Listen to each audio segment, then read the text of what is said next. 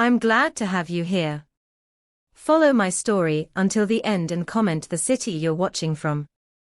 The day I buried my husband, it felt as though the world itself had gone silent. 43 years. That was how long Arthur and I had been together.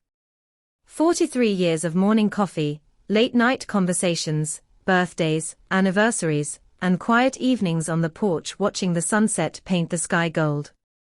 And now he was gone. As I stood beside his grave, my hands trembled against the black umbrella I barely needed. Rain mixed with tears on my cheeks, and I couldn't tell which was which anymore. People always say life goes on. But nobody tells you how impossible that feels when the person who made life worth living is suddenly missing. Friends and neighbors offered condolences. They hugged me. They whispered kind words. Yet every voice sounded distant. Every face looked blurred. The only face I searched for was Arthur's. But all I saw was a polished wooden coffin slowly disappearing beneath the earth.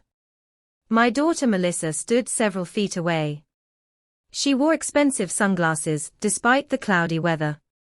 Even at her father's funeral, she spent more time checking her phone than speaking to family members. I noticed. Of course I noticed. A mother notices everything. But I said nothing. I always said nothing. That had been my greatest mistake. After the funeral, everyone gathered at the house. The same house Arthur and I bought when we were newly married. The same house where Melissa took her first steps. The same house where we celebrated Christmas every year. The walls carried memories.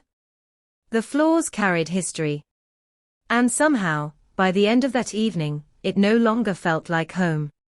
While guests were still leaving, Melissa was already walking from room to room. Opening drawers. Checking cabinets. Looking through documents. At first I assumed she was helping. I wanted to believe that. Then I overheard her talking to her husband, Derek. We should start sorting things tonight. Tonight. Her father had been buried less than 4 hours earlier. Something inside me cracked. Not loudly. Not dramatically. Just a quiet little crack that only a grieving heart could hear. Later that evening, I sat alone in Arthur's study. His reading glasses still rested on the desk. His favorite sweater still hung behind the door. For a moment, I imagined he might walk in and ask why I looked so sad. I almost laughed at the thought. Then I almost cried again. The house was so quiet. Too quiet. Until I heard footsteps approaching. Melissa entered. She didn't knock. She never knocked. "Mom," she said. I looked up. "Yes? We need to discuss the property." The property. Not the house. Not our home. The property. The word stung. "Melissa, your father was buried today." "I know." Her voice remained cold. Businesslike. Almost impatient. I stared at her. For a moment, I searched for the little girl who used to run into my arms after school. The little girl who once cried because she thought a butterfly had gotten lost. But that girl was gone. Standing before me was someone I barely recognized. "Mom," she continued, "you can't manage this place alone." I nodded slowly. Perhaps she was right. I was 72 years old. The stairs hurt my knees. The garden was becoming difficult to maintain. But before I could answer, she said something that made my heart stop. "Derek and I have already spoken with a realtor." I blinked. "You what?" "We've already started the process." The room spun slightly. Started the process. Without asking me. Without even waiting a single day. I felt my throat tighten. Arthur hadn't even been gone for 24 hours. And already they were making plans. Their plans. Not mine. That night I barely slept. I sat beside the bedroom window until dawn. Arthur's empty side of the bed remained untouched. At sunrise, I finally drifted into a shallow sleep. When I woke up, voices echoed downstairs. Loud voices. Excited voices. Melissa and Derek. Laughing. Talking. Planning. I slowly walked downstairs. What I saw nearly caused me to drop my coffee cup. Colored stickers covered furniture. Small labels were attached to paintings. Boxes lined the hallway. And Melissa stood in the center of the living room holding a clipboard. She smiled when she saw me. Not a warm smile. Not a daughter's smile. The smile of someone who believed everything already belonged to her. Good morning, Mom. I stared at the stickers. The labels. The boxes. And then at my daughter. What is all this? Her answer would change everything. And before the week was over, she would take nearly everything I owned. Everything. Except one envelope Arthur had hidden where nobody thought to look.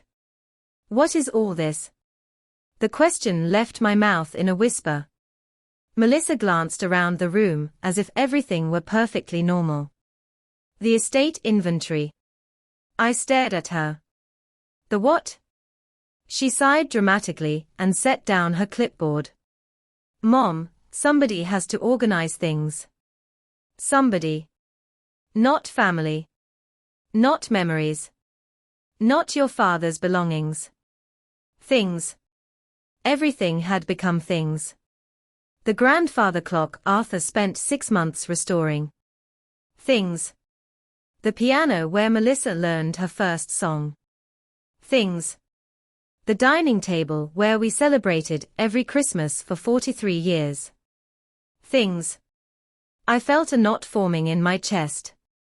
Melissa, I said carefully, nobody asked you to do this. Her smile disappeared. Nobody asked me. Really? The room grew tense. Derek stepped forward immediately. He always appeared whenever Melissa needed someone to support her side. Your daughter is only trying to help. Help. The word felt heavier each time they used it. I looked at the bright orange sticker attached to Arthur's favorite armchair. The chair where he sat every evening reading mystery novels. The chair where he spent his final months. The chair that still carried the shape of his shoulders. Why does that chair have a sticker on it? Melissa barely looked. Oh, that's being sold. My breath caught. Sold. We need to simplify things. Simplify. Such a harmless word. Yet somehow it sounded cruel. I slowly walked toward the chair. My fingers brushed the worn armrest. For a second I could almost hear Arthur laughing. Almost hear him calling my name. Almost. Then reality returned. And the chair suddenly felt like one more goodbye I wasn't ready to say. Nobody is selling anything, I said. Melissa crossed her arms. We've already spoken to buyers. My heart sank. Buyers. Plural. This wasn't planning. This wasn't helping. This was happening. Without me. Without permission. Without respect. For the next several days, strangers entered my home. People opened closets. Examined furniture. Measured rooms. Asked questions. Negotiated prices. Every time someone carried away another piece of furniture, it felt as though they were removing a piece of my life. And Melissa kept smiling. She acted as though she were managing a business transaction, instead of dismantling her parents' history. One afternoon I stood in the kitchen watching movers load boxes into a truck. Arthur's collection of antique books disappeared first. Then his workshop tools. Then the oak cabinet he built with his own hands. I couldn't stop them. Every protest led to an argument. Every argument ended with Melissa accusing me of being emotional. Of course I was emotional. My husband had died. My life was being packed into cardboard boxes. How was I supposed to feel? One evening I sat alone on the porch. The sunset painted the sky orange and purple. Arthur loved sunsets. He used to say every sunset was proof that endings could still be beautiful. I wanted to believe him. But that evening all I saw was another ending. Another loss. Another goodbye. A car pulled into the driveway. My neighbor Helen stepped out. She carried a casserole dish in one hand. The same way she had every time our family faced hardship. When she saw my face, her smile faded. "Oh, Eleanor." That was all she said. And somehow that was enough. The tears came immediately. I hadn't cried in front of anyone since the funeral. Now I couldn't stop. Helen wrapped her arms around me. And for the first time in days, someone treated me like a grieving widow instead of an obstacle. After a while she gently asked, "Do you trust Melissa?" The question surprised me. I pulled back. "What do you mean?" Helen hesitated. Then she lowered her voice. "I saw her leaving the bank yesterday." My stomach tightened. "The bank?" Helen nodded. "With several boxes." I frowned. "What kind of boxes?" "Document boxes." A chill ran through me. Arthur had always handled our financial records. He kept copies of everything. Tax files. Property records. Investment papers. Insurance documents. Everything. "What exactly did you see?" I asked. Helen looked uncomfortable. "I don't want to interfere." "Please." She took a deep breath. Melissa looked nervous. Nervous. The word echoed inside my mind. Not confident. Not happy. Nervous. That night I couldn't sleep. Again. The house felt emptier than ever. The silence seemed louder. Every shadow felt heavier. Around midnight, I found myself wandering into Arthur's study. The room still smelled faintly of his aftershave. I sat behind his desk. For several minutes I simply stared at the shelves. Then my eyes settled on a framed photograph. Arthur and me. 20 years younger. Laughing. Happy. Alive in a way that photographs somehow preserve forever. As I picked up the frame, something slipped loose behind it. A folded yellow note. My hands froze. Slowly I unfolded it. The handwriting belonged to Arthur. Without question. Without doubt. My heart began pounding. The note contained only 6 words. 6 words that changed everything. "If you're reading this, look deeper." That was all. No explanation. No instructions. Just 6 words. I read them again. And again. And again. Then I noticed something else.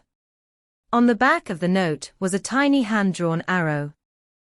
Pointing toward the bookshelf. Toward a place Melissa had somehow ignored. Toward a secret Arthur never told anyone about. And hidden behind those shelves was something far more valuable than money. Something Melissa never imagined existed. Something connected to the envelope she had unknowingly left behind. My hands trembled as I stared at Arthur's note. "If you're reading this, look deeper." For a long moment, I simply sat there. The clock on the wall ticked softly. Tick. Tick. Tick. Each second felt louder than the last. Arthur had never been a man who wasted words. If he wrote something, it mattered. If he hid something, there was a reason. I slowly stood and turned toward the bookshelf. The same bookshelf had stood in that study for over 20 years. I dusted it countless times. Organized the books countless times. Walked past it thousands of times.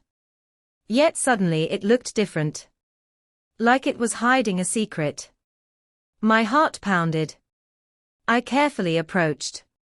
The shelves were packed with old novels, history books, family albums, and binders. Everything looked ordinary. Too ordinary. I ran my fingers along the wood. Nothing. I checked the sides. Nothing. I almost laughed at myself. Perhaps grief was making me imagine things. Perhaps the note meant something else. Then my hand touched a small metal screw near the bottom. I froze.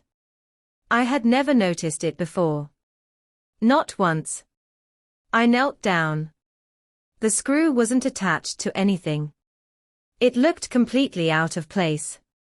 Curious, I twisted it. Click. The sound was tiny. But in the silent room, it felt as loud as thunder. Suddenly a narrow section of the bookshelf shifted slightly. I gasped. No way. My hands covered my mouth. Arthur. You clever man. For several seconds, I couldn't move. I simply stared. Then I carefully pulled the hidden panel open. Inside was a small compartment. Nothing fancy. Nothing dramatic. Just enough space to hide a few important items. And there, resting inside, was a large cream-colored envelope. My breath caught. The envelope. The one thing Melissa hadn't found. The one thing she hadn't taken. The one thing Arthur wanted me to discover. Tears filled my eyes instantly. Even now. Even after death. Arthur was still protecting me. I gently picked up the envelope. Across the front, written in his familiar handwriting, were 4 words. For Eleanor. Open alone. The tears came immediately. I sat back in Arthur's chair. The same chair Melissa had already marked for sale. The same chair that still felt like him. For a moment, I couldn't bring myself to open the envelope. Just holding it made me feel close to him again. As though he were sitting beside me. As though he might suddenly smile and say, "Well, go on then." I laughed softly through my tears. "You're impossible, Arthur." Then I opened it. Inside were several documents. A flash drive. And a letter. I reached for the letter first. My hands shook so badly I could barely unfold it. The first line destroyed me. My dearest Ellie. Nobody had called me Ellie except Arthur. Nobody. Not for years. Fresh tears blurred the words. I wiped my eyes and continued reading. If you are reading this, then I am gone, and Melissa has probably started showing her true colors. I stopped breathing. My eyes widened. Arthur knew. He knew. Every word suddenly felt heavier. Every sentence felt important. I continued. For years I tried convincing myself that our daughter would change. I hoped maturity would bring kindness. I hoped time would bring wisdom. I hoped she would learn that family is worth more than money. The tears rolled silently down my face. Because I knew he was right. We had both seen the warning signs. We had both ignored them. We had both wanted to believe the best. The letter continued. I never told you this because I didn't want you worrying. But during the past 3 years, Melissa asked me for money 11 times. 11 times. I stared at the page. 11. I had known about 2 requests. Only 2. Arthur had hidden the rest. My chest tightened. The letter continued. Each time I helped her, she promised it was the last time. A bitter smile crossed my face. I already knew how those promises ended. The next paragraph hit even harder. 3 years ago, Melissa tried convincing me to transfer ownership of the house. My heart nearly stopped. What? No. That couldn't be true. I read the sentence again. Then a 3rd time. Still the same words. Arthur wasn't mistaken. He wasn't confused. He knew exactly what he was writing. I felt sick. The room suddenly seemed smaller. The walls seemed closer. The daughter I had defended for years. The daughter I kept making excuses for. The daughter I loved more than life itself. Had been planning this for years. The realization felt like a knife turning slowly inside my heart. I continued reading. She believed I was becoming forgetful. She thought I would sign whatever she placed in front of me. I covered my mouth. A sob escaped before I could stop it. Arthur. My sweet Arthur. How much had he carried alone? How many disappointments had he hidden from me? How many nights had he stayed awake worrying about our future? Then I reached the final page. And everything changed. Completely. My eyes moved across the words. Once. Twice. 3 times. Surely I was misunderstanding. Surely this couldn't be real. But it was. Arthur had spent years preparing for exactly this situation. Years. Every possibility. Every risk. Every betrayal. And the documents inside the envelope proved it. I stared at them in disbelief. Then I laughed. Not because anything was funny. Because I was shocked. Completely shocked. Melissa thought she had already won. She thought she had taken everything. She thought the house would soon belong to her. She thought all the valuable assets had already been found. She thought she knew the whole story. She didn't. Not even close. Because hidden inside that envelope was one document that could destroy every plan she had made. And the next morning, Melissa would walk into my house smiling confidently. She would leave looking as though the ground had disappeared beneath her feet. I barely slept that night. The envelope remained on Arthur's desk. The documents remained spread before me. And every time I looked at them, I felt the same mixture of shock, sadness, and disbelief. For years, I thought I knew everything about my husband. 43 years of marriage. 43 years of shared dreams. 43 years of trust. Yet somehow, Arthur had managed to keep one final secret. Not because he didn't trust me. Because he was protecting me. Protecting us. Outside, dawn slowly painted the sky pale blue. Birds began singing. A new day had arrived. But for me, everything felt different. I wasn't the same woman who had gone to bed the night before. For the first time since Arthur's funeral, I felt something other than grief. Hope. Tiny. Fragile. But real. I looked again at the most important document inside the envelope. The paper that changed everything. The paper Melissa never found. The paper that proved Arthur had transferred ownership of several valuable assets into a protected family trust years earlier. Not to Melissa. Not to anyone else. To me. My name appeared clearly on every page. Eleanor Margaret Thompson. Sole beneficiary. Sole controller. My eyes filled with tears again. Not because of the money. Never because of the money. Because Arthur knew. He knew exactly what would happen after he was gone. And he refused to leave me defenseless. A loud knock suddenly interrupted my thoughts. Then another. And another. Not a polite knock. An impatient knock. I already knew who it was. Melissa. I folded the documents carefully and placed them back inside the envelope. Then I walked downstairs. When I opened the door, Melissa brushed past me immediately.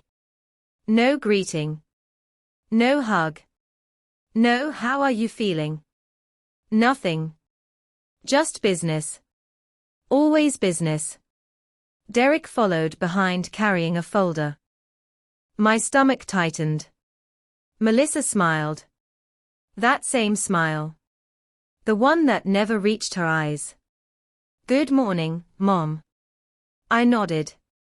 Melissa. She sat down at the dining table without being invited. Derek placed the folder in front of her. My heart sank. I knew exactly what was coming. Or at least I thought I did. Mom, Melissa said cheerfully, we've made excellent progress. Progress. Such an ugly word when spoken during grief. She opened the folder. The realtor believes we can sell the property within 30 days. Property. Again. Never home. Never family house. Never your father's house. Always property. I remained silent. She continued. The furniture buyers are ready. Silence. The antiques are nearly appraised. Silence. The investment accounts should transfer soon. That got my attention. My eyes narrowed. Transfer? What transfer? Melissa kept talking. The paperwork is already prepared. Prepared. My pulse quickened. Slowly I extended my hand. May I see those papers? She hesitated. Only for a second. But I noticed. A mother always notices. Then she handed them over. I began reading. The first page looked innocent enough. The second page raised concerns. The third page made my blood run cold. By the fourth page, my hands were shaking. Not with fear. With disbelief. Melissa wasn't trying to help manage my affairs. Melissa was trying to take control of them. Complete control. The documents would grant her authority over bank accounts. Property decisions. Investments. Future financial transactions. Everything. And all she needed was my signature. I looked up slowly. Our eyes met. For a brief moment, neither of us spoke. Then Melissa smiled. Just routine paperwork. Routine. I almost laughed. Arthur would have laughed. A bitter laugh. The kind that comes when someone believes you're foolish. I gently placed the papers on the table. No. The smile disappeared. What? I said no. The room instantly became tense. Melissa blinked. Clearly she wasn't expecting resistance. Not from me. Not now. Not after everything. Mom, you don't understand. No, I replied calmly. I understand perfectly. Derek leaned forward. This is for your protection. I almost admired the confidence. Almost. But Arthur's letter echoed inside my mind. Every warning. Every prediction. Every concern. And suddenly, I could see the truth clearly. 4 years, they believed age made me weak. They believed grief made me vulnerable. They believed loneliness made me easy to manipulate. They were wrong. Melissa's voice sharpened. You need help. Perhaps. Then sign. No. Her face changed. For the first time, genuine frustration appeared. The mask was slipping. Little by little. And I could finally see what Arthur had seen. The entitlement. The greed. The impatience. The assumption that everything should eventually become hers. The silence stretched. Then Melissa stood abruptly. Her chair scraped loudly against the floor. "You've changed." The words almost made me smile. No. I hadn't changed. I had finally opened my eyes. She pointed toward the documents. Dad would have wanted this. The sentence hit like a slap. For a moment my grief returned. Fresh. Sharp. Painful. Then I remembered Arthur's letter. Every word. Every warning. Every truth. I looked directly into my daughter's eyes. Anne quietly said something she never expected. "No, Melissa." Her expression froze. I continued. "Your father specifically warned me about this." The room went completely silent. Derek's face turned pale. Melissa stopped breathing for a second. The reaction told me everything. Everything. Because guilty people fear the truth. And in that moment, they looked terrified. Absolutely terrified. But that wasn't even the biggest surprise. Not even close. Because hidden inside Arthur's envelope was still one secret they knew nothing about. One secret connected to a company. One secret connected to millions of dollars. One secret that would turn Melissa's confidence into absolute panic. And within 48 hours, that secret would finally come to light. After Melissa and Derek left, the house became quiet again. But it wasn't the same kind of quiet. This time, it wasn't loneliness. It was anticipation. For days, I had felt like a woman standing in the ruins of her life. Now, for the first time, I felt as though Arthur was still beside me, guiding me one step at a time. I sat in his study and carefully reread every page from the envelope. Each sentence revealed another piece of the puzzle.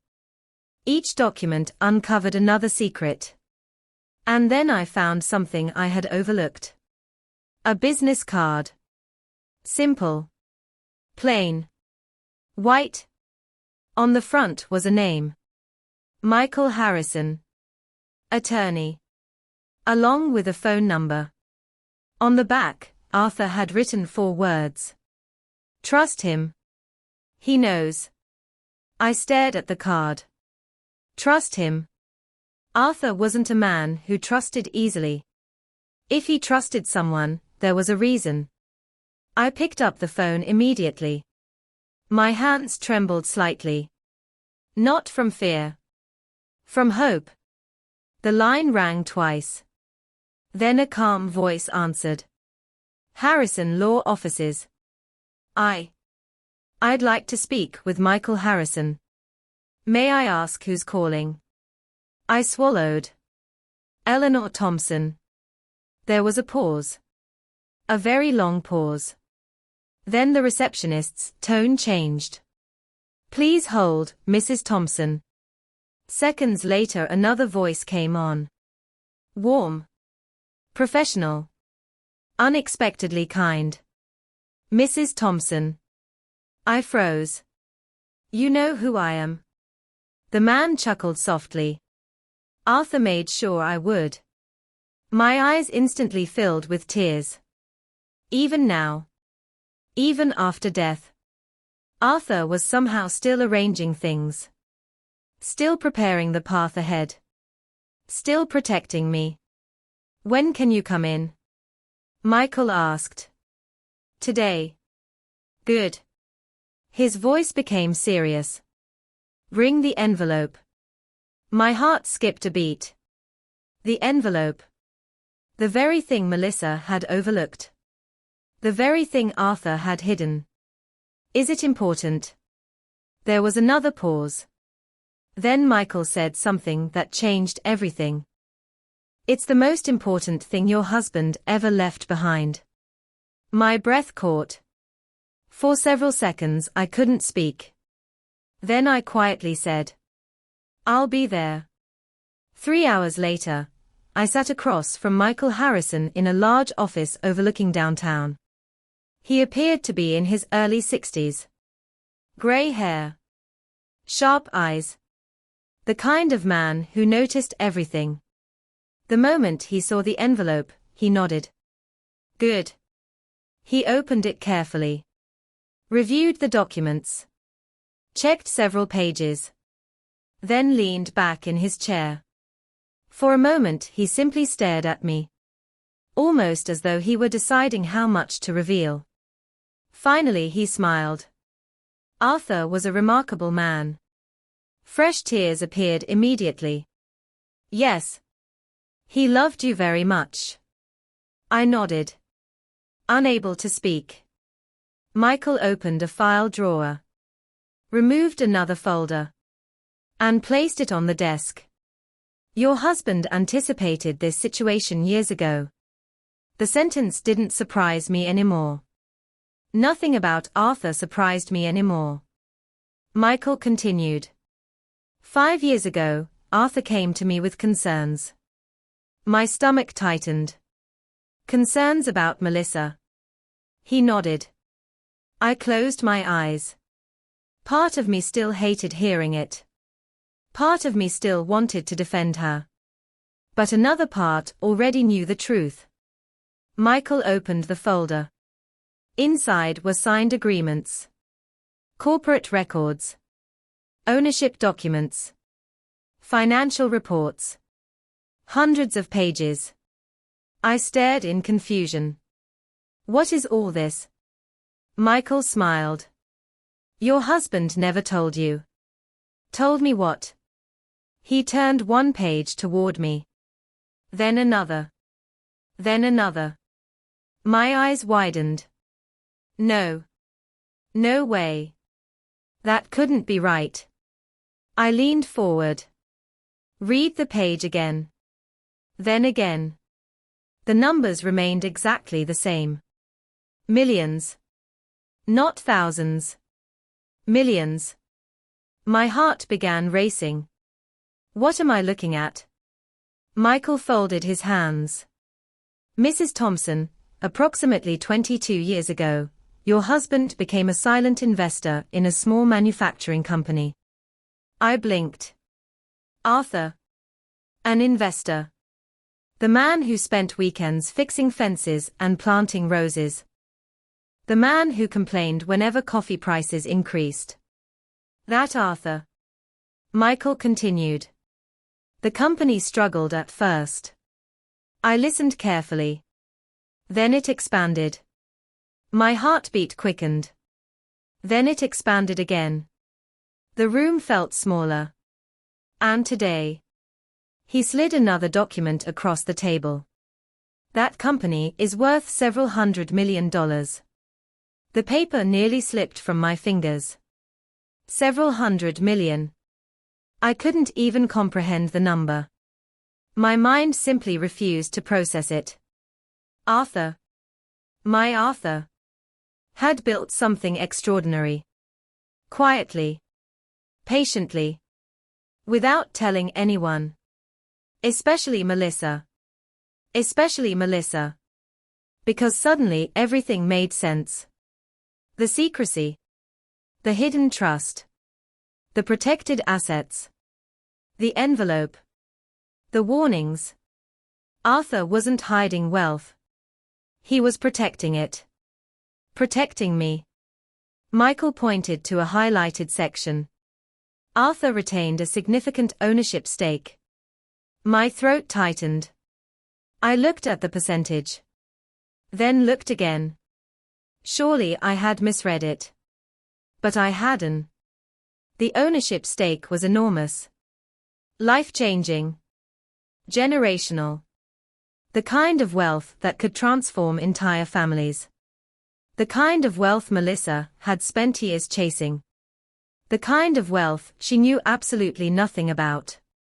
I sat frozen. Trying to absorb it. Trying to understand it. Trying not to cry. Then Michael revealed the final piece. The piece that made everything else seem small. Upon Arthur's death, all voting rights, ownership rights, and trust authority transferred directly to you. Silence. Complete silence. I stared at him. Then at the documents. Then back at him. To me? Michael nodded. Every single share. I laughed. Not because it was funny. Because it was unbelievable. Completely unbelievable. The grieving widow everyone thought was helpless. The elderly mother everyone thought was vulnerable. The woman Melissa believed she could control. Now controlled everything. Everything. And Melissa had no idea. Not yet. But she would. Because as I prepared to leave Michael's office, he handed me one final document. A document Arthur specifically instructed him to deliver only after certain conditions were met. A document addressed directly to Melissa. A document containing words she would never forget. And when she finally read those words, the look on her face would leave the entire room speechless. The letter sat on my lap the entire drive home. I didn't open it. I didn't peek inside. I didn't even hold it up to the light. If Arthur wanted Melissa to read it first, then Melissa would read it first. Still, my mind wouldn't stop racing. Every traffic light felt longer than usual. Every minute felt heavier. By the time I reached home, the sun was beginning to set. The house looked different now. Half empty. Quiet. Stripped of many of the things Arthur loved. The antique cabinet was gone. The old clock was gone. Several paintings were gone. And yet, somehow, it no longer felt like I was the one who had lost everything. Because now I knew the truth. Melissa had spent weeks collecting scraps while missing the treasure. And that treasure wasn't money. It was Arthur's final plan. The next morning my phone rang before breakfast.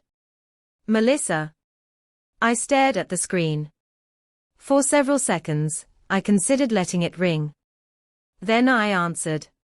Hello. Her voice sounded unusually cheerful. Too cheerful. The kind of cheerful people use when they want something. Mom, good news. I closed my eyes. Here we go. What good news? The realtor found a buyer. My stomach tightened. Melissa continued talking excitedly. He wants to move quickly. I looked around the living room. The home Arthur and I built together. The home where our daughter learned to walk. The home filled with decades of memories. And suddenly I felt something shift inside me. Not anger. Not grief. Strength. Quiet strength. The kind Arthur always carried. The kind I had forgotten I possessed. Melissa. Yes? The house isn't for sale. Silence. Several long seconds passed. Then she laughed. Actually laughed. Oh, Mom. No. Her laughter stopped.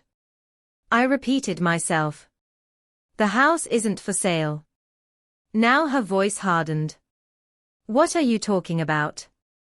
I mean exactly what I said. You can't be serious. I'm completely serious. Her breathing became louder. Then came the first crack. The first sign that her confidence was beginning to crumble. Mom, we've already made arrangements. We? Another pause. I could almost hear her realizing her mistake. We've already spent weeks organizing everything. I smiled sadly. There it was. Not helping. Organizing. Not supporting. Managing. Not grieving. Planning. Always planning. For herself. For her future. For her gain. Never for her father. Never for me. I'm not selling. The line went silent. Then she hung up. No goodbye. No love you. Nothing. Just silence. 2 hours later, she arrived. And she wasn't alone. Derek was with her. Both looked furious. The moment they entered the house, Melissa started talking. Fast. Loud. Aggressive. As though volume could somehow make her right. You can't suddenly change your mind. I remained calm. I already have. Do you know how much work we've done? The question almost made me laugh. Work? She called dismantling her father's life work. I looked directly at her. Do you know how much work your father did building this home? That shut her up for a second. Only a second. Then she launched into another speech. Property taxes. Maintenance. Expenses. Market timing. Investment opportunities. The words poured out endlessly. But I wasn't listening anymore. Because for the first time, I saw her clearly. Not as my little girl. Not as the daughter I desperately wanted her to be. But as the woman standing in front of me. A woman driven by greed. A woman who saw opportunity where others saw grief. A woman who believed everything had a price. Finally I interrupted. Sit down. Melissa blinked. What? Sit. Something in my voice surprised her. She slowly sat down. So did Derek. I walked into Arthur's study. Retrieved the sealed letter. Returned to the living room. And placed it on the coffee table. Melissa frowned. What is that? I looked directly into her eyes. A letter from your father. Everything changed. Instantly. For the first time since Arthur's funeral, genuine emotion appeared on her face. Not anger. Not frustration. Pain. Real pain. Because despite everything, she had loved him. In her own flawed way. She had loved him. Her hands trembled as she picked up the envelope. The room became silent. She carefully opened it. Unfolded the pages. And began reading. At first her expression remained neutral. Then confusion appeared. Then shock. Then disbelief. Then something I never expected. Tears. Actual tears. They rolled slowly down her cheeks. One after another. Derek leaned closer. Trying to see. Melissa pulled the letter away. As if suddenly it belonged only to her. Her eyes raced across the pages. Again. And again. Then she stopped. Completely stopped. The color drained from her face. My heart pounded. What had Arthur written? What could possibly affect her this much? Finally Melissa whispered something. Barely audible. No. Then louder. No. Her hands began shaking. The paper trembled visibly. The room felt frozen. Even Derek looked nervous. What does it say? He asked. Melissa didn't answer. Instead she stared at me. And for the first time in years, I saw something I hadn't seen since she was a child. Fear. Pure fear. Then she whispered 4 words. He knew everything. My stomach dropped. Everything. Everything about what? But before anyone could speak again, Melissa turned the final page. And what she discovered there caused her to break down completely. Because Arthur hadn't just left her a letter. He had left evidence. Evidence connected to a secret decision Melissa made years earlier. A decision she believed was buried forever. A decision that could destroy her entire future. And she had just realized her father knew about it all along. For several seconds, nobody moved. Nobody spoke. The only sound in the room was Melissa's uneven breathing. The letter trembled in her hands. Tears rolled silently down her cheeks. I had imagined many things over the past few weeks. Arguments. Excuses. Anger. Denial. But I had never imagined this. I had never imagined seeing my daughter completely shattered. Melissa. My voice came out softer than I intended. She didn't answer. Instead, she stared at the final page, as if it had reached inside her chest, and pulled out a secret she had spent years trying to bury. Derek shifted nervously beside her. What does it say? Still nothing. His voice grew louder. Melissa, what does it say? Finally, she lowered the pages. Her eyes were red. Not from anger. Not from frustration. From genuine pain. Then she whispered something that made my heart stop. He knew. The room fell silent again. I swallowed. He knew what? Fresh tears appeared instantly. The answer didn't come right away. When it finally did, it arrived broken. Shattered. Like pieces of glass falling onto a hard floor. 5 years ago. She stopped. Covered her mouth. Then tried again. 5 years ago, I took money from Dad. I blinked. Money. The confession seemed small compared to her reaction. But then she continued. Without realizing it, I held my breath. It wasn't a loan. My stomach tightened. It wasn't permission. Another pause. Then came the truth. I stole it. The words landed like thunder. For a moment, I genuinely thought I had misheard her. My daughter. Steal from her father. No. Not Melissa. Not my little girl. Not the child Arthur used to carry on his shoulders. Not the little girl who cried when she accidentally stepped on a ladybug. Yet deep inside, another voice whispered something painful. Yes. This Melissa. The woman sitting in front of me. The woman who had become someone neither Arthur nor I fully recognized. Melissa buried her face in her hands. The sob that escaped her sounded almost childlike. Broken. Raw. Human. For the first time in years, her defenses were gone. Completely gone. Derek looked stunned. You stole from your father. Melissa didn't answer. That silence was answer enough. The room suddenly felt much smaller. Much heavier. I looked at the letter still resting in her lap. What exactly happened? She wiped her eyes. Tried to compose herself. Failed. Then tried again. 5 years of guilt was finally breaking free. Derek's business was failing. Derek immediately looked away. The reaction told me everything. Melissa continued.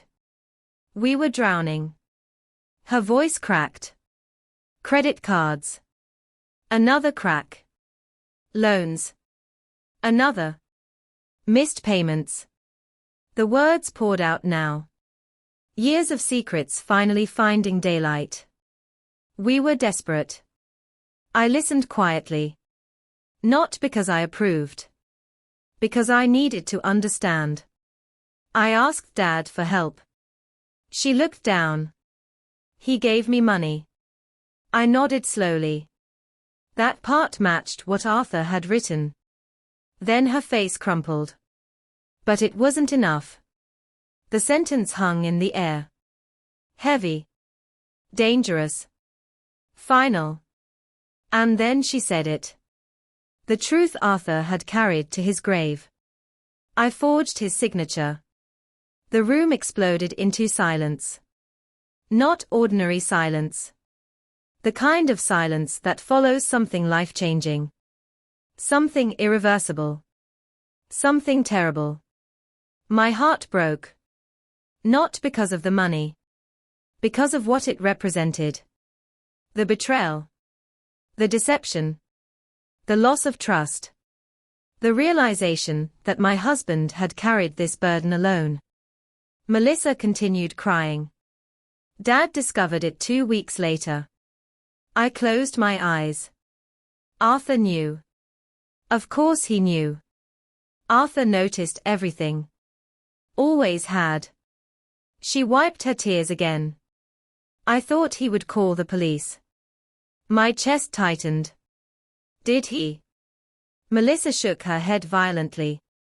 No. A sob escaped her. He paid the debt. My eyes filled immediately. That sounded exactly like Arthur. Exactly. Even after betrayal. Even after being hurt. He chose compassion. Because that was who he was. Melissa looked down at the letter. He never mentioned it again. I stared at her. Then at the pages. Then back at her. Then why are you so shocked? The answer came instantly. Because she'd already asked herself the same question. Because she'd spent years believing the story was over. Because she'd convinced herself everything had been forgiven and forgotten. Slowly she handed me the final page. I looked down. And began reading. The words hit me harder than I expected. My dear Melissa. Simple. Direct. Pure Arthur.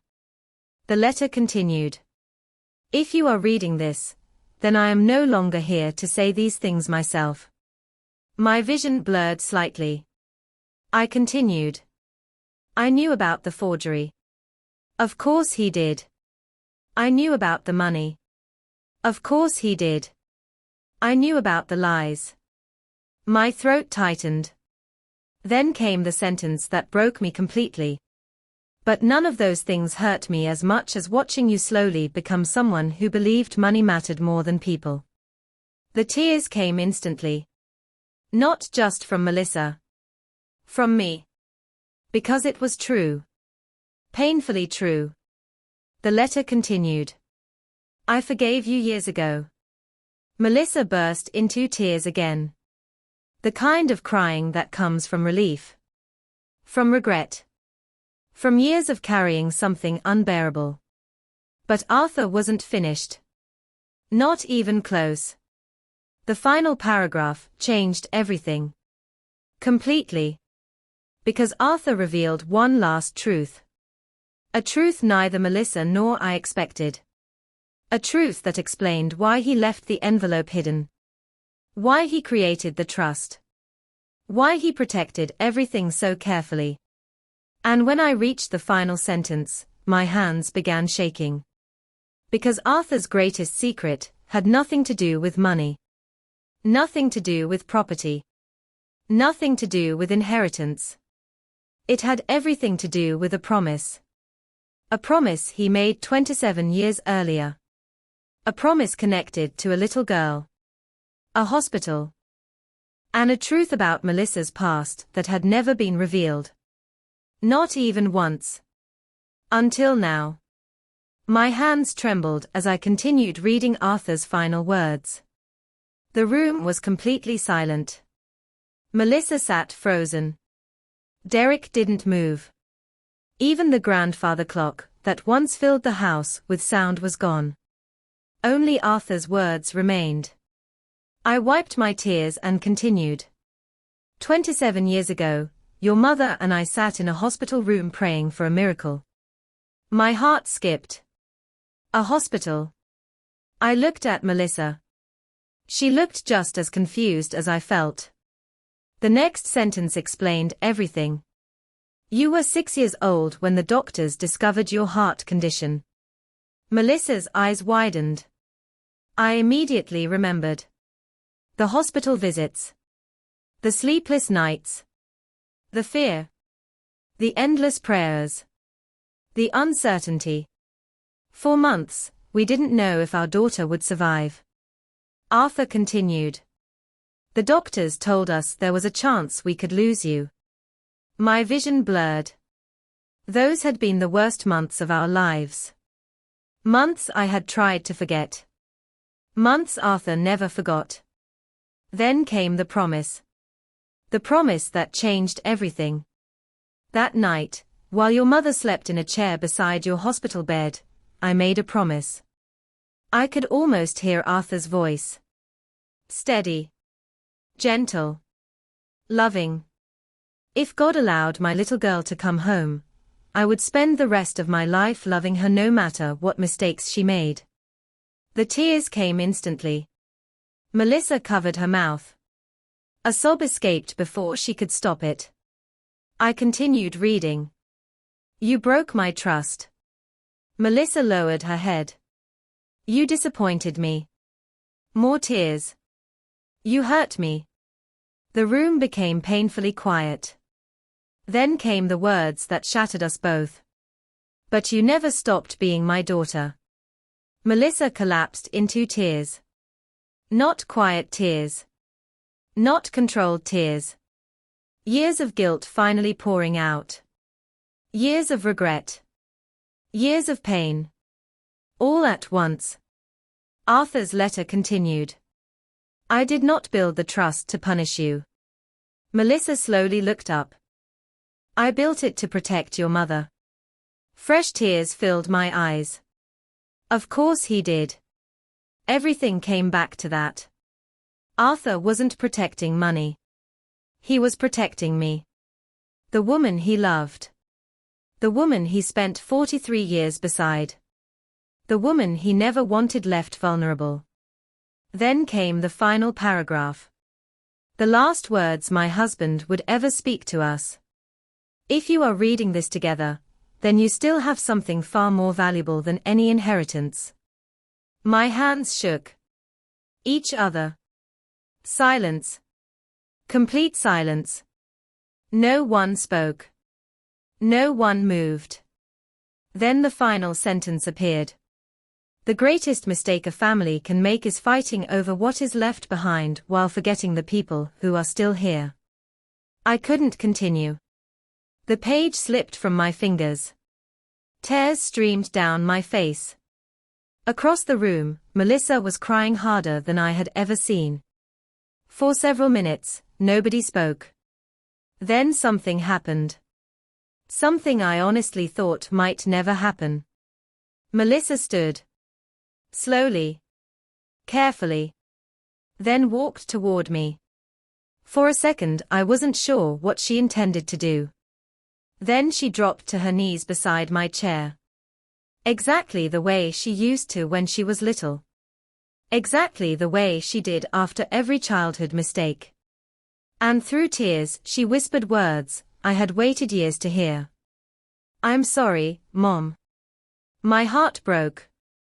And healed. At the same time. She buried her face against my shoulder.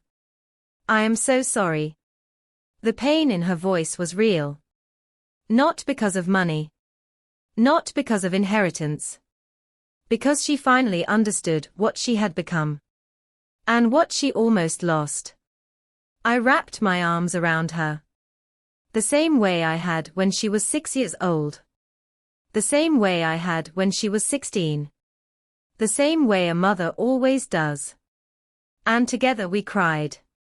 Not over money. Not over property. Not over the trust. Over Arthur. Over everything. Over all the years we could never get back. Eventually Melissa looked up. What happens now? I smiled through my tears. The answer came surprisingly easily. Now we start fixing things. And that is exactly what we did. The buyers were contacted. The house sale was cancelled. Several family items were recovered. Others were gone forever. But somehow that no longer seemed like the greatest loss. Over the following months, Melissa changed. Not overnight. Not magically. Real change never works that way. It happened slowly. One decision at a time. One apology at a time. One act of kindness at a time. She visited every week. Sometimes twice. Sometimes 3 times. We talked. We laughed. We cried. We remembered Arthur. Together. 1 year later, on the anniversary of his passing, Melissa and I sat on the porch watching the sunset. Just as Arthur and I had done for decades. The sky glowed gold and orange. Beautiful. Peaceful. Perfect. Melissa smiled softly. Dad would have loved this. I looked toward the horizon. And for a moment, I could almost hear his laugh. Almost hear his voice. Almost feel his hand in mine. I smiled. Yes. The evening breeze moved gently through the garden. The same garden Arthur planted years ago. The same garden that somehow continued blooming. And in that moment, I finally understood the true purpose of the envelope. It wasn't money. It wasn't revenge. It wasn't justice. It was healing. Arthur knew he couldn't stay forever. But he also knew one final truth. The most valuable inheritance isn't wealth. It's love. And thanks to one forgotten envelope, that was the one thing our family didn't lose.